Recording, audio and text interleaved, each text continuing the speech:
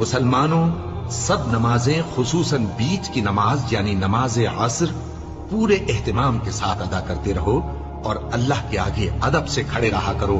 پھر اگر تم خوف کی حالت میں ہو تو پیادے یا سوار جس حال میں ہو نماز پڑھ لو.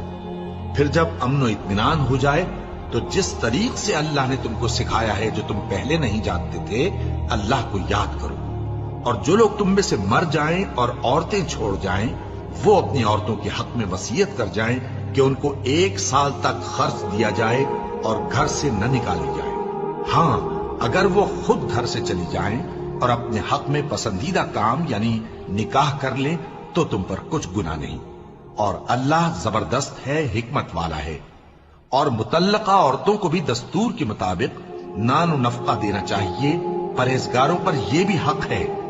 اسی طرح اللہ اپنے احکام تمہارے لیے بیان فرماتا ہے تاکہ